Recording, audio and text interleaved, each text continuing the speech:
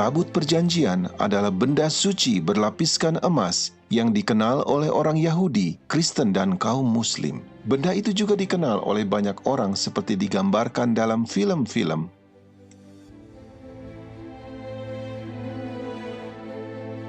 Tapi, apakah sebenarnya Tabut Perjanjian? Naskah tertua yang menuliskan tentang itu adalah Taurat dalam kitab orang Yahudi dan dalam Perjanjian Lama Alkitab. Itu menceritakan tentang Allah yang berkuasa yang mengklaim sebagai pencipta planet bumi ini. Dia menulis 10 hukum pada 2 loh batu. Kedua loh itu disimpan di dalam peti yang bersalutkan emas itu. Peti itu mempunyai tutup yang dinamakan tutup pendamaian dan ada 2 kerup pada kedua ujungnya. Tabut itu digunakan untuk 2 tujuan yang berbeda. Di atas tutup pendamaian itu, Sang Khalik menyatakan dirinya sebagai pemberi hukum dan tabut itu berfungsi sebagai tahta pemerintahan Allah. Yang kedua, tabut itu diletakkan di dalam bait suci bersama-sama dengan perkakas-perkakas suci lainnya.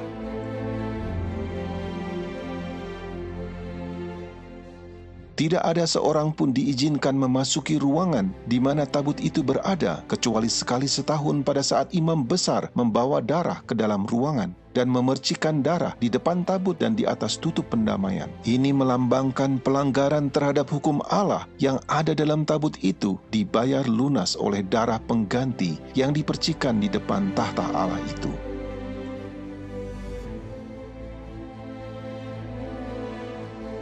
Tabut itu kemudian dipindahkan ke bait suci yang pertama di Yerusalem beberapa saat sebelum tentara Babel mengepung kota itu dan menghancurkan bait suci. Tabut itu telah menghilang atau disembunyikan orang. Sejak itu, banyak cendekiawan, para teolog, ahli-ahli sejarah dan arkeolog bertanya-tanya, apa yang terjadi dengan tabut itu? Apakah memang benar-benar ada atau hanya cerita dongeng saja? Tak seorang pun diizinkan menyentuh tabut perjanjian itu. Beberapa kali ada yang melanggar aturan ini mendapat hukuman mati. Tabut itu mengikuti orang Israel waktu berperang. Pada saat dirampas oleh musuh, tabut itu mendatangkan tulah sehingga mereka mengembalikan kepada pemiliknya. Tabut itu dipercayai memiliki kekuatan gaib. Selama bertahun-tahun banyak orang yang mencari tabut perjanjian itu atau mencoba memahami pentingnya tabut itu. Banyak orang telah membuat replikanya dan juga banyak yang mengaku telah menemukannya. Tetapi sejauh ini tidak ada yang memberikan bukti temuan yang dapat diuji. Namun demikian, ada satu penemuan yang sangat unik dan istimewa, berbeda dari semua penemuan lainnya, bahkan sangat menyentuh hati.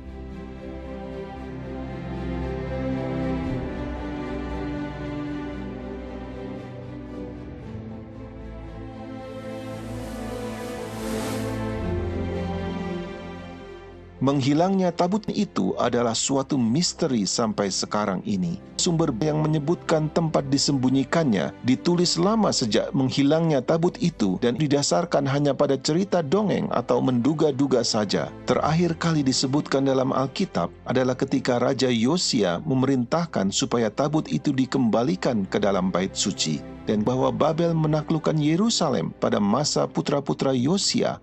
Satu hal yang menarik tentang kisah itu adalah tidak disebutkan keberadaan tabut itu, sekalipun perkakas lainnya yang dirampas disebutkan. Kitab Makabe yang ditulis beberapa ratus tahun setelah tabut itu hilang, mengklaim bahwa tabut itu telah disembunyikan di gunung di mana Musa melihat tanah perjanjian sebelum dia meninggal. Di dalam buku baru dikatakan bahwa Tuhan membiarkan bumi di bawah Yerusalem menelannya dan tabut itu akan muncul kembali di akhir zaman. Literatur abad pertengahan mengklaim bahwa tabut itu dibawa ke Ethiopia. Juga ada spekulasi abad ke-20 yang mengatakan ada di Mesir, bahkan sampai di Irlandia. Dengan memahami apa itu tabut perjanjian, mungkin kita bisa mengetahui di mana keberadaannya. Fungsi utama dari tabut perjanjian itu adalah menjadi tahta pemerintahan Allah di bait suci di bumi ini. Tabut itu memiliki banyak peran di luar bait suci dan tidak terbatas pada upacara korban saja. Baik di dalam dan di luar sistem pelayanan bait suci, maka tabut itu digunakan untuk membela hak Tuhan sebagai hakim dan Allah yang sejati, serta Raja atas seluruh bumi. Tuntutan atas hak ini ada tertulis dalam hukum di dalam tabut yang menyatakan bahwa Dia adalah pencipta dan bahwa bumi ini adalah miliknya.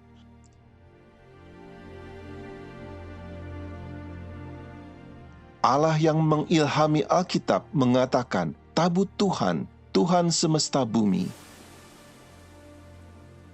Akulah yang empunya seluruh bumi. Sebab Tuhan yang maha tinggi adalah dahsyat, Raja yang besar atas seluruh bumi. Itulah sebabnya tabut itu ada di depan waktu berperang melawan kota Yeriko, meskipun kota itu tidak menerima Dia sebagai Tuhan atau penguasa tertinggi di bumi ini. Tuhan tetap bisa menghakimi dan menghukum mereka. Meskipun Nebukadnezar, pemimpin besar di Babel, tidak menyembah Allah Israel, baik dia dan raja-raja lainnya pada masa itu tetap dihakimi oleh Tuhan. Orang-orang Asyur, Midian, Kanaan, Mesir, orang Ethiopia, orang Filistin, dan banyak bangsa-bangsa lain yang menolak Allah sebagai Tuhan mereka tetap dihakimi sesuai dengan standar Tuhan. Pada saat raja terakhir Babel mengolok-olok Tuhan di bait suci Allah, ia dijatuhi hukuman oleh Tuhan dengan tulisan tangan di dinding sebagai penghakiman di depan semua orang di ruangan itu. Tuhan menunjukkan bahwa tidak peduli agama atau etnis apa yang Anda miliki, Anda akan diadili berdasarkan standar Sang Pencipta dan bukan standar moral Anda sendiri atau standar moral dari budaya tertentu.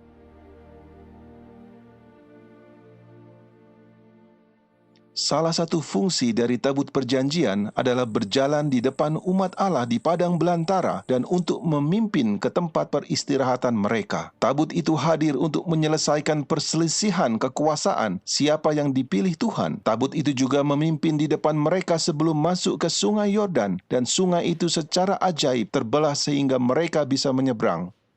Tabut itu juga mengambil bagian dalam meneguhkan perjanjian antara Allah dengan Israel di Gunung Ebal. Meskipun Israel mengecewakan Tuhan, ditaklukkan oleh musuh atau tabut itu dirampas dari mereka, Tuhan menggunakan tabut itu untuk menghakimi orang Filistin dan mengalahkan dewa-dewa mereka sehingga mereka dipaksa untuk mengembalikannya. Dalam situasi ini Tuhan menggunakan tabut itu sebagai simbol status kerajaannya.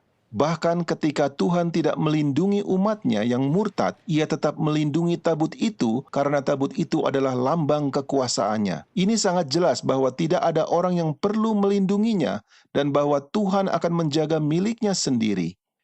Itu juga meniadakan kemungkinan tabut itu dapat dihancurkan. Tabut itu adalah tahta Tuhan di bumi, dan Alkitab berkata, tahtamu kepunyaan Allah tetap untuk seterusnya dan selamanya. Pada saat Yeremia baru saja menyaksikan Yerusalem dan bait suci dihancurkan, dia tetap memiliki pandangan yang berbeda tentang tahta Allah. Engkau ya Tuhan bertahta selama-lamanya. Tahtamu tetap dari masa ke masa.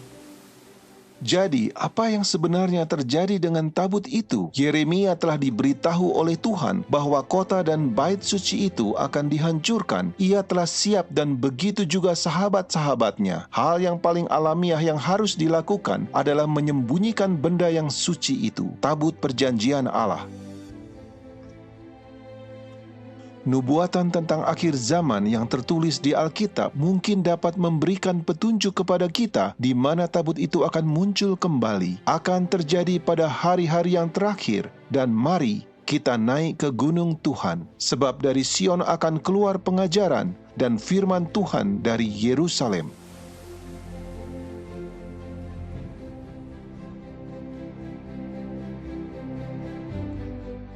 Pada abad ke-19, arkeologi sudah mulai maju ketika berbagai ilmuwan pergi mencari peninggalan-peninggalan kuno yang ditemukan di Timur Tengah.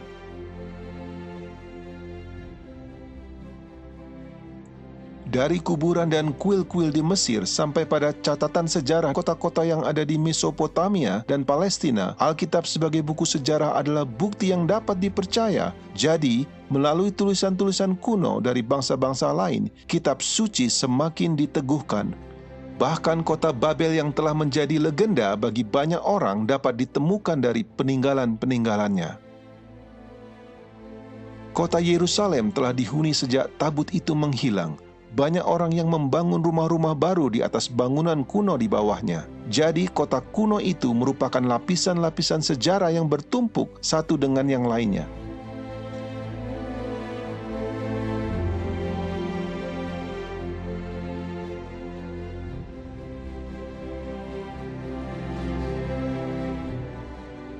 Pada tahun 1854, seorang misionaris, James Barclay, berjalan-jalan di sepanjang tembok tua di Yerusalem dan secara kebetulan memasuki gua utama di bawah kota tua yang penuh terowongan-terowongan dan lubang-lubang. Gua-gua ini sudah ditutup selama berabad-abad dan panjangnya sejauh 5 blok. Pada tahun 1867, Tuan Jenderal Charles Warren melakukan penggalian di kota tua itu dan di bukit di mana bait suci itu berdiri. Ia menemukan terowongan-terowongan di bawah lantai dasar. Pada tahun 1873, Charles Clermont Ganneau, seorang orientalis Prancis dan seorang arkeolog, menemukan kerup diukir di batu di dalam gua.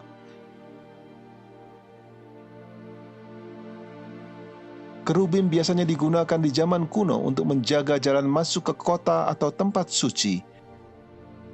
Kerub itu mempunyai keunikan dan mirip dengan apa yang ada pada saat tabut itu menghilang.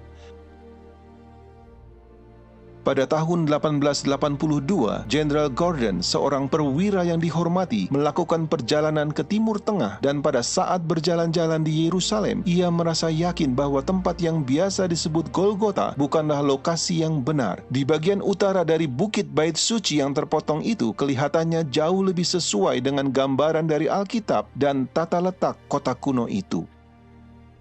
Dia mulai melakukan penggalian di sana, tetapi dia harus pergi untuk membantu konflik di Sudan, di mana dia meninggal dan tidak sempat menyelesaikan pekerjaannya. Namun dia sempat menuliskan surat kepada seorang sahabatnya yang berisi suatu pernyataan yang mengejutkan, sesuatu yang terjadi yang tidak sempat dijelaskan. Di bagian utara gunung yang dimaksud dengan Bukit Tengkorak juga merupakan tempat yang disebut Gua Yeremia, di mana dia menuliskan kitab ratapan, kitab yang sama di mana Yeremia mengatakan, tahta Allah tetap selama-lamanya.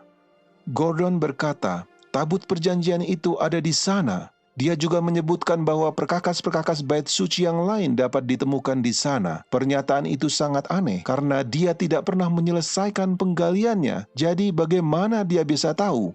Demikianlah gua Yeremia itu tetap tertutup dan surat-surat Jenderal Gordon tersimpan di suatu tempat yang aman.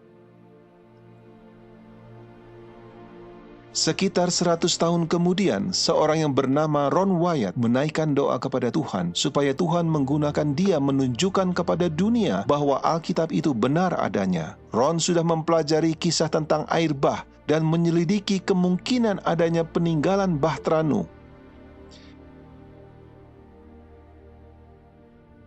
Dia juga mempelajari keluarnya Israel dari Mesir dan lokasi di mana mereka menyeberangi lautan. Menemukan beberapa roda kereta perang orang Mesir kuno. Ia telah melakukan penyelaman di dasar lautan dan berakhir dengan kunjungannya di Yerusalem. Dia berjalan sepanjang tebing dengan kenalannya yang baru dan secara tiba-tiba tangan kirinya terangkat sendiri dan jarinya menunjuk ke sampah dan puing yang bertebaran di kaki bukit itu. Tidak memahami mengapa atau bagaimana, dia mendengar dirinya sendiri berkata, itu adalah Gua Yeremia dan tabut perjanjian itu ada di sana.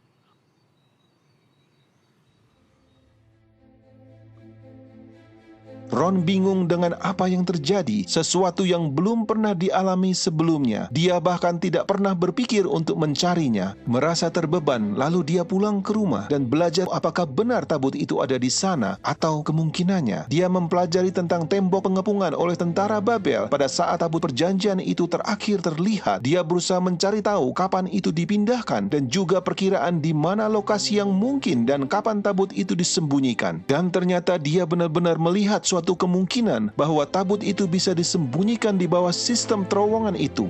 Dia yakin bahwa Allah sendiri telah mengilhami dia untuk dapat menemukannya. Ron memulai penggalian bersama kedua anaknya laki-laki di tempat di mana jari tangannya menunjuk.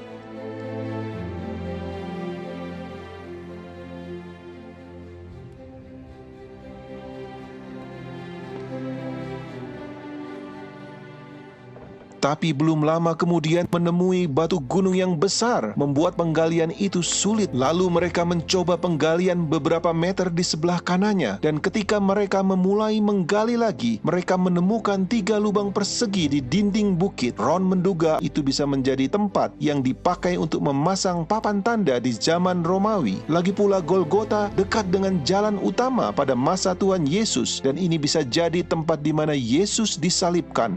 Sebuah kutipan terkenal dari Quintilian menjelaskan, "Setiap kali kami menyalibkan penjahat, jalan raya yang ramai dipilih sehingga banyak orang akan melihatnya dan tergerak oleh rasa takut olehnya. Karena semua hukuman itu tidak banyak berkaitan dengan pembalasan dendam, tetapi sebagai contoh."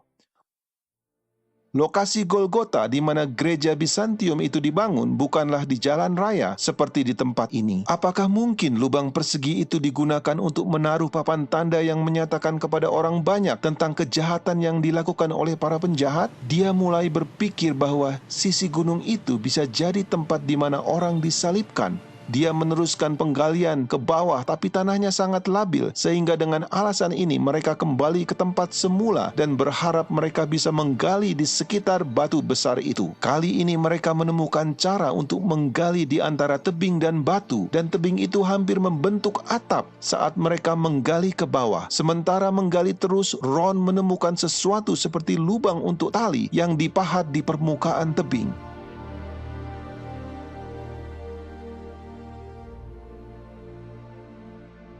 Dia ingin mencari tahu digunakan untuk apa lubang tali itu. Di kedalaman 12 meter di bawah tanah, mereka mendapatkan diri mereka ada di dalam ruang seperti bak air yang besar.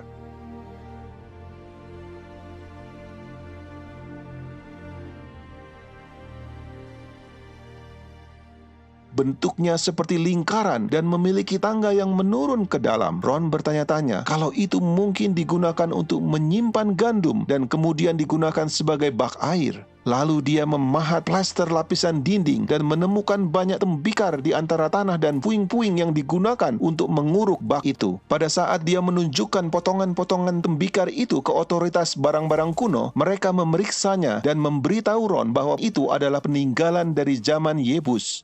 Barang temuan yang paling muda tertanggal dari zaman Romawi. Ron meneruskan penggalian di bawah relung persegi yang dia temukan itu. Berdasarkan tembikar dan koin yang mereka temukan, mereka tahu bahwa mereka sedang berada di lapisan Romawi. Pada saat penggalian, mereka juga menemukan banyak tulang-tulang jari yang menguatkan kecurigaannya bahwa tempat itu dulunya adalah tempat untuk eksekusi. Selain dari penyalipan, rajam dengan batu juga dilakukan selama masa Yahudi Romawi. Di bagian luar struktur seperti bak yang Ron temukan itu, dia menemukan struktur lain seperti lingkaran. Hanya bagian dasar dari struktur yang melingkar itu kelihatan utuh.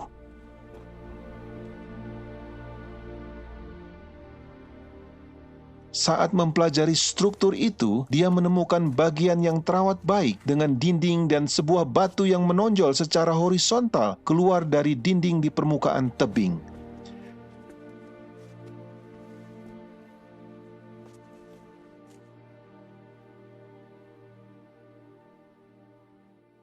Beberapa kaki di depannya, dia perhatikan ada sebuah batu persegi yang kelihatannya tidak alami. Dengan berhati-hati, dia mengangkat dan menemukan lubang persegi yang dipahat di bawahnya. Mungkinkah ini lubang salib itu? Saat dia memeriksa lubang itu dan membersihkan tanah di sekitarnya, dia menemukan celah retakan yang besar dari lubang itu. Kelihatannya lubang itu digali di atas dataran yang lebih tinggi. Di tingkat yang lebih rendah, dia menemukan beberapa lubang salib yang lainnya. Tetapi tidak terpikirkan oleh Ron, lubang yang di bagian atas dengan celah retakan itu mungkin menjadi lubang yang digunakan untuk salib Kristus. Dia ingat nas Alkitab, gempa bumi mengguncang gunung ketika Kristus mati. Dapatkah celah retakan itu dihubungkan dengan lubang tempat salib itu? Lubang salib itu mencapai kedalaman 58 cm dari batuan dasar, sedangkan celah retakan tampak lebih dalam.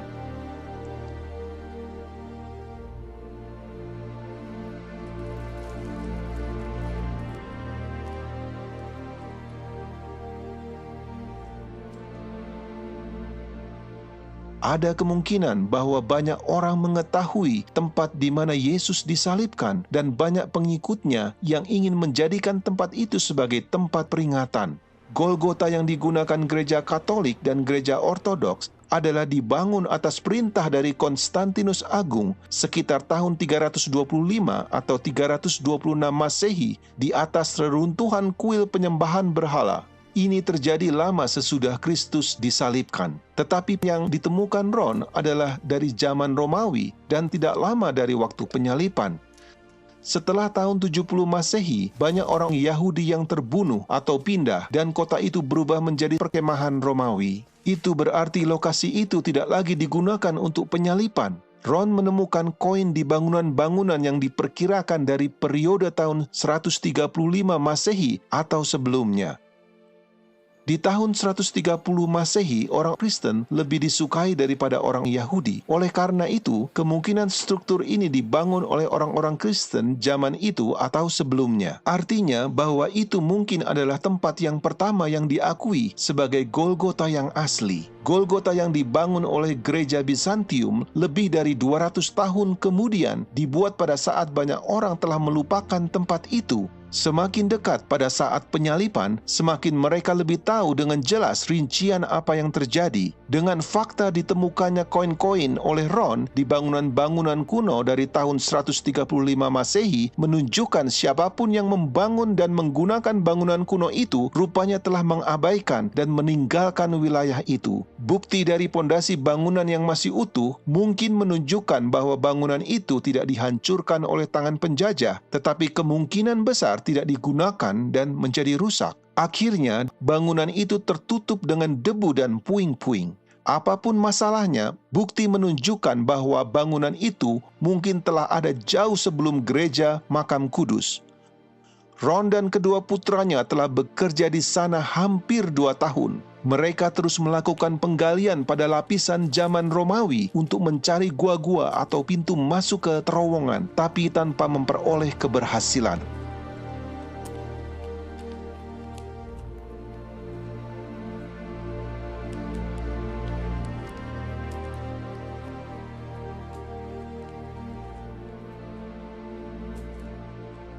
Ron tergerak untuk menembus celah yang retak pada dinding tebing. Mereka semua berdoa dan terus merasakan dorongan itu. Mereka menggunakan palu dan pahat, dan dalam waktu yang singkat, mereka bisa melihat ruangan terbuka di belakang. Mereka memperbesar lubang itu sehingga mereka dapat masuk ke gua itu. Di dalam ruangan itu, tinggi dan lebarnya sekitar 4,5 meter. Pada mulanya, Ron sangat bersemangat ketika menemukan gua itu dan berpikir mungkin tabut itu ada di dalamnya. Tetapi ternyata kosong, dan dari ruang itu dapat terlihat banyak sekali lorong-lorong dan lubang-lubang di dalam gunung.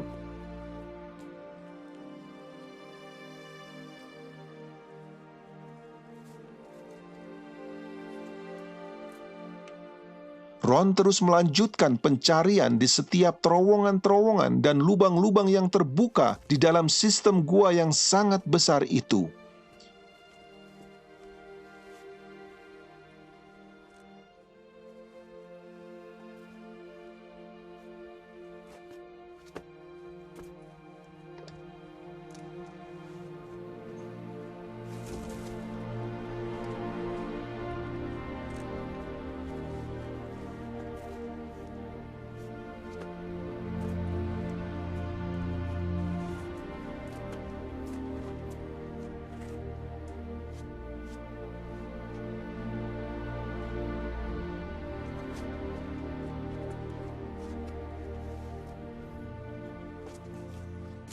Selama 2 tahun mereka pulang pergi antara Amerika dan Yerusalem mencari uang supaya mereka dapat kembali dan meneruskan pencarian itu.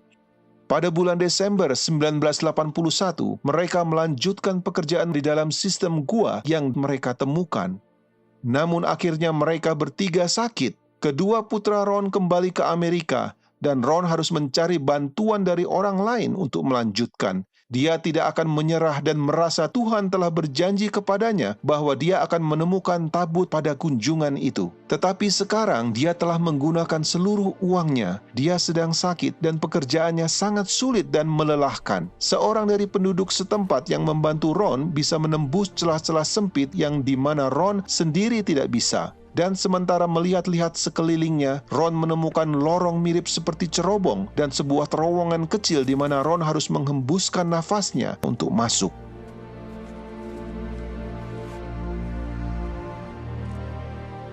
Kemudian dia melihat sebuah stalaktit yang panjangnya sekitar 40 cm di depan dinding tebing.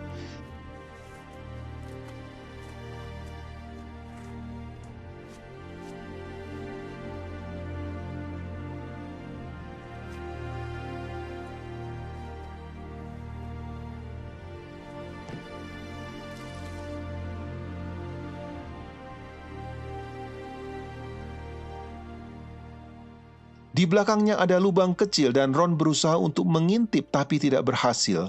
Kemudian dia memperbesarnya sedikit dan bisa melihat ada gua di dalamnya. Tetapi kelihatan tidak begitu menjanjikan dan tampak seperti gua yang penuh dengan batu-batu.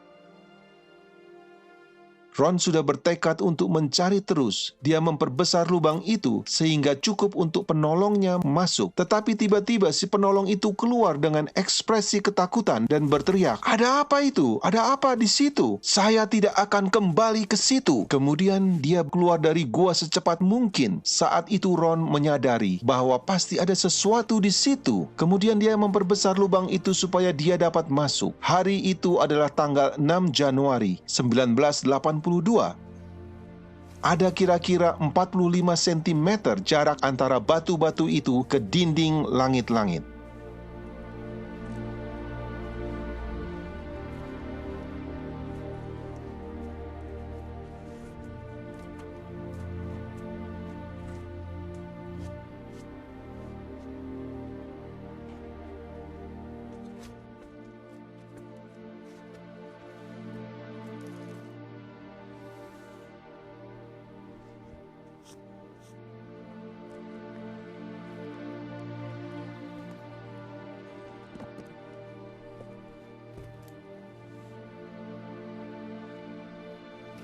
Ron menyorotkan lampu senternya di antara batu-batuan itu dan melihat sesuatu di bawahnya. Beberapa balok kayu yang sudah membusuk dan di bawahnya ada kulit binatang yang sudah kering dan berubah menjadi bubuk pada saat disentuhnya. Kemudian dia melihat sesuatu benda yang memantulkan sinar lampunya mengkilap keemasan. Dia berpikir mungkin itu adalah tabut perjanjian itu. Tetapi pada saat menyingkirkan kulit binatang itu, dia melihat meja dari emas yang begitu indah dikelilingi oleh bingkai di sisi-sisi dengan pola seperti lonceng dan buah delima. Ron merasa yakin bahwa itu pasti berasal dari bait Allah yang pertama yang hilang dan bisa jadi adalah meja roti sajian yang asli. Kemudian dia menyelidiki ruangan itu lebih teliti dan memperhatikan sekeliling ruangan itu.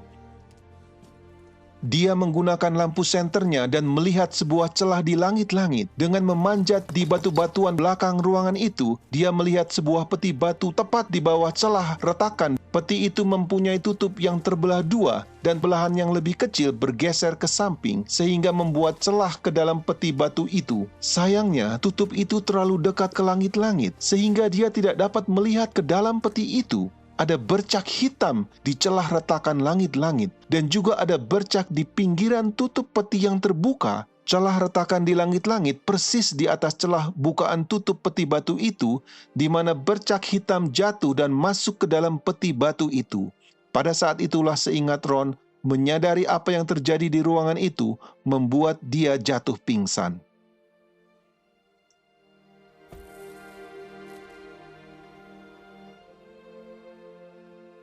Pada saat Ron menyadari bahwa celah di langit-langit adalah ujung celah yang berasal dari lubang salib yang ditemukan di dataran beberapa meter di atasnya dan bercak hitam adalah darah yang mengalir melalui celah retakan itu ke dalam kotak batu, dia tahu persis bahwa tabut perjanjian itu ada dalam peti itu. Tetapi yang paling menakjubkan adalah darah Kristus jatuh menetes di atas tutup pendamaian tabut perjanjian itu.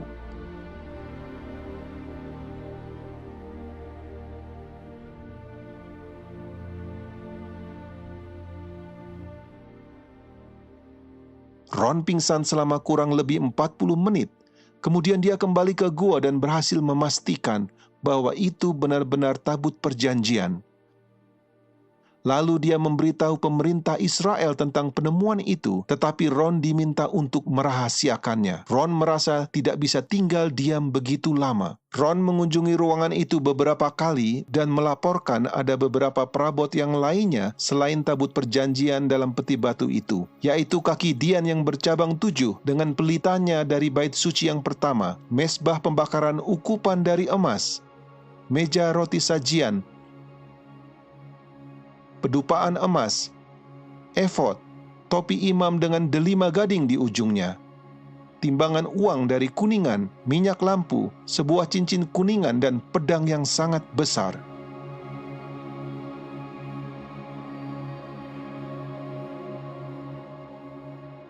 Di belakang tabut itu ada ruang kecil, dan di situ ditemukan kitab hukum yang diduga ditulis oleh Musa. Menurut sepengetahuan Ron, kitab Kejadian tidak ada di situ. Dia merasa terkesan dengan gulungan kitab dari kulit binatang yang masih dalam keadaan sempurna. Kemudian dia mulai bertanya-tanya, bagaimana tabut itu dapat masuk ke ruangan itu? Tidak mungkin melalui jalan di mana dia masuk, karena dia harus menembus melalui batu-batuan. Dengan memindahkan banyak batu-batuan itu, dia menemukan jalan masuk yang lebih besar menuju ke Gua Zedekia di tepi jalan di mana gambar kerut telah ditemukan. Di terowongan itu dipenuhi dengan banyak batu-batu besar, dan Ron tidak tahu bagaimana mengeluarkannya melalui jalan dari tempat dia masuk.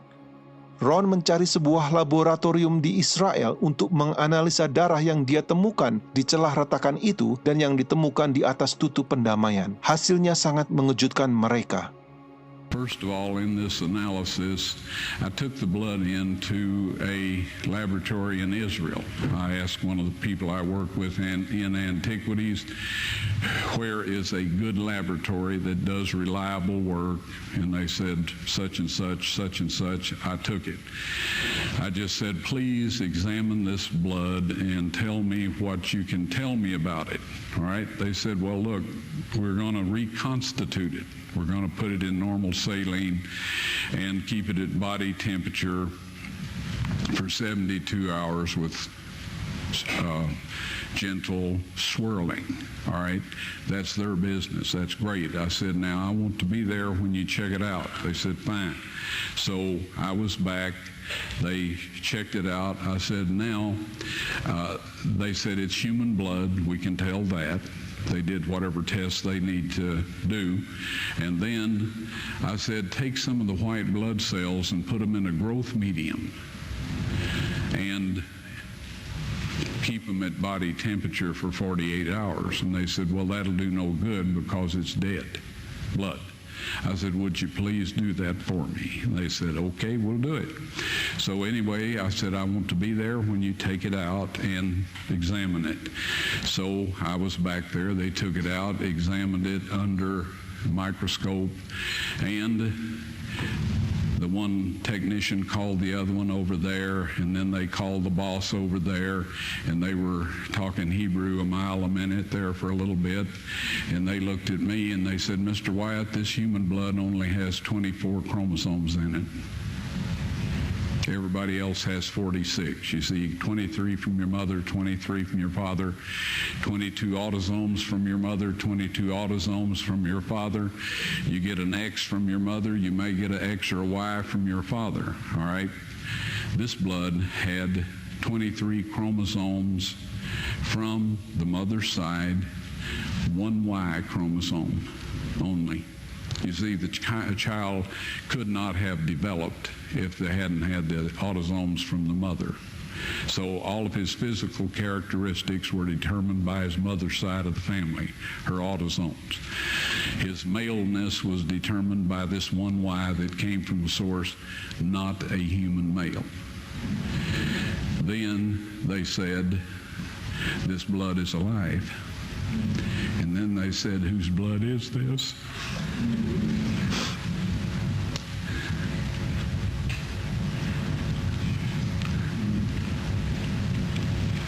I said, it's the blood of your Messiah.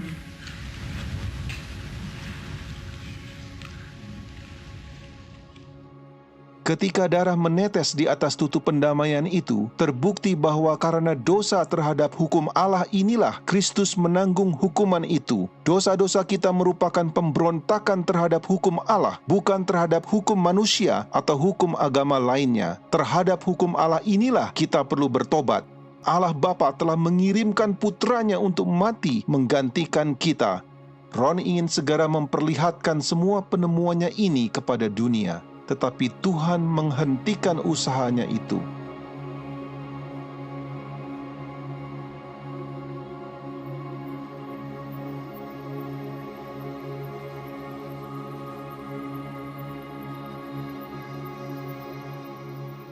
Pada kunjungannya yang keempat, Ron mendapati ruangan itu sudah dibersihkan dan perabot-perabotnya sudah disusun menurut aturannya. Pada saat itu tiba-tiba Ron merasakan kehadiran malaikat di ruang itu dan melihat 4 malaikat, 2 berdiri di satu sisi tabut dan 2 di sisi lainnya. Mereka memberitahu Ron bahwa mereka ditugaskan untuk menjaga tabut itu dan kemudian mereka meminta Ron untuk menaruh kameranya pada tripod dan membuat video.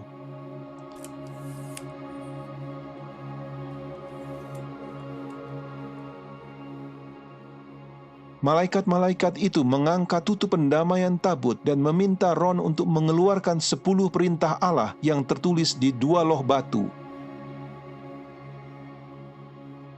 Kemudian Ron memegang 2 loh batu itu dan mengarahkannya ke kamera. Mereka kemudian memberitahu Ron kapan Tuhan berencana untuk menunjukkan kepada dunia, yaitu pada waktu yang ditentukan Allah pada saat hukum nasional hari Minggu diberlakukan. Segera setelah itu, kedua loh batu itu akan diperlihatkan kepada dunia. Ron langsung mengetahui apa maksud malaikat itu karena dia telah mempelajari topik itu sebelumnya. Malaikat itu berbicara mengenai pemberlakuan tanda binatang yang dinyatakan dalam kitab Wahyu 13 dan 14 sebagai penipuan dan ujian yang terakhir yang akan datang di dunia ini sebelum kedatangan Kristus yang kedua. Hukum Allah itu dan darah Kristus adalah suatu kesaksian yang menentang versi 10 hukum yang dibuat manusia yang akan dipaksakan kepada semua orang di dunia ini dan juga akan melawan ajaran-ajaran yang salah mengenai keselamatan yang telah dikhotbahkan kepada banyak orang oleh pemimpin-pemimpin agama.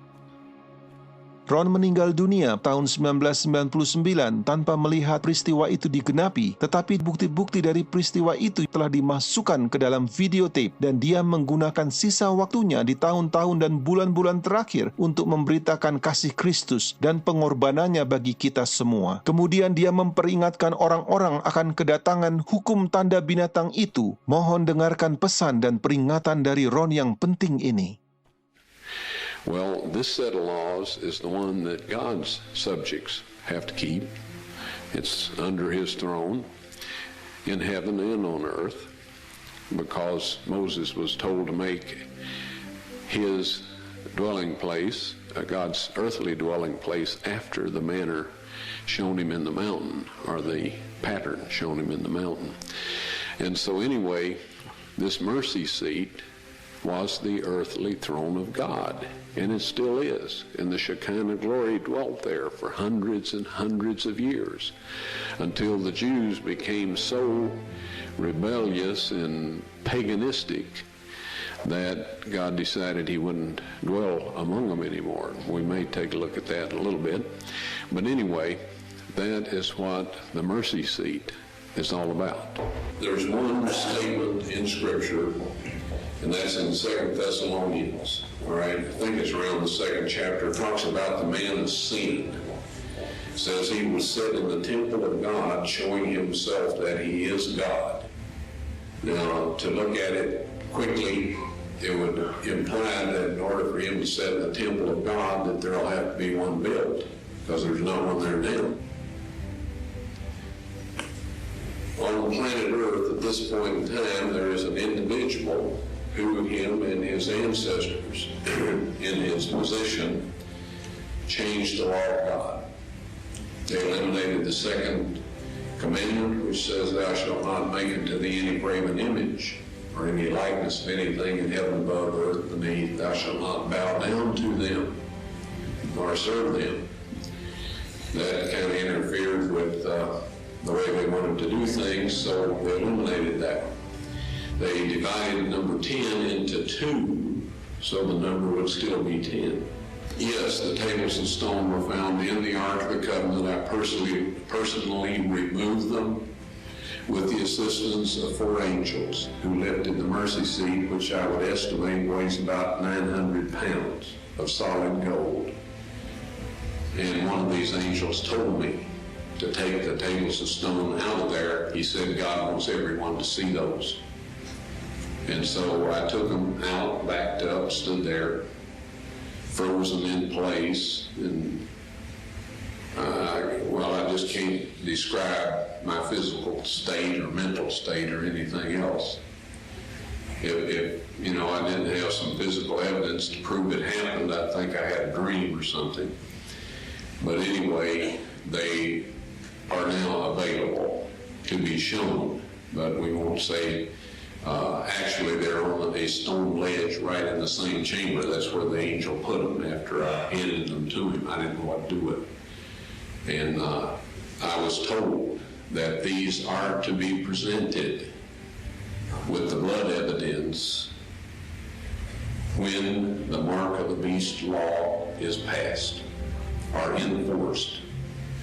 Now, I know everybody wonders about what it is, the mark of the beast. You've heard all kinds of rumors, stories, and all of this. I'll tell you quick and simple. If you keep the 10 Commandments that God wrote upon those tables of stone, and about which he says in Psalms 89:34, those of you that are writing down text, you'll want this one. Psalms 89:34. He says, my covenant will I not break, nor alter the thing that has gone out of my lips. He spoke the 10 Commandments from the mountaintop. He wrote them in stone, and he says, nothing will change, right? If you keep that law, you will receive the seal of God. Soon there will be a set of man-made laws, best intentions, surrounded by a barrage of salubrious soliloquies and sepulchral solicitudes. That's all kinds of stories and all of this instigated by the devil to make you think that this is the best thing that ever happened to the human race and that you could just ought to go along with it voluntarily. These man-made laws will require that you break God's 10 Commandments. Christ said of the Pharisees, for it is in vain that they do worship me, teaching for doctrines the commandments of men. If you keep those man-made laws and break God's 10 Commandments, you will receive the mark of the beast. Nobody has the mark of the beast at this point in time. You can only get it after that those laws are enforced. Now, is that hard? When a bunch of man-made laws are passed and enforced that require you to break God's 10 Commandments, the penalty for not keeping those laws is that you cannot buy or sell. That is the mark of the beast. We will say, friends, keep this law and you receive the seal of God. Keep the laws that man has made that force us to break God's law, and we have the mark of the beast. It may sound a little simple. I know there's people that say it's a computer chip and all kinds of stories. It is keeping the laws of man instead of the laws of God. As Christ said to his disciples when speaking of the Jewish leaders in his day, he said, for it is in vain that they do worship me, teaching for doctrines the commandments of men. God did not accept Abel's or Cain's offering of fruit and vegetables. He will not accept any substitute for our loyalty to Him, but keeping His 10 Commandments. And there will come a time, folks, when if you do that, you will not be able to buy or sell. Now, in Psalms 89:34, he says, "My covenant will I not break, nor alter the thing that has gone out of my lips." Okay? That means that the 10 Commandments, which is the covenant, He won't change that. He spoke it from the mountaintop, and it's recorded in the 20th chapter of Exodus. He won't change that. When I saw the tables of stone and saw what they said exactly the same thing that the original Hebrew text says in the book of Exodus. Exactly. All right? And that will not change. Now, the Bible warns us that Satan will come with signs and lying wonders. All right? How can we tell what is a miracle by Satan? Because he's a supernatural being. All of the fallen angels are supernatural beings. They can do things that are miraculous from our point of view. How can we tell what's of God and what's not? If they say God's 10 Commandments are binding, to break those is to sin, then they're of God. If they say anything other than that, they are not God, and we have no business listening to them, regardless of what kind of miracles they are performing. The tables of stone will be on display after the National Sunday Law is enforced. That is the exact words of the angel as I recall them.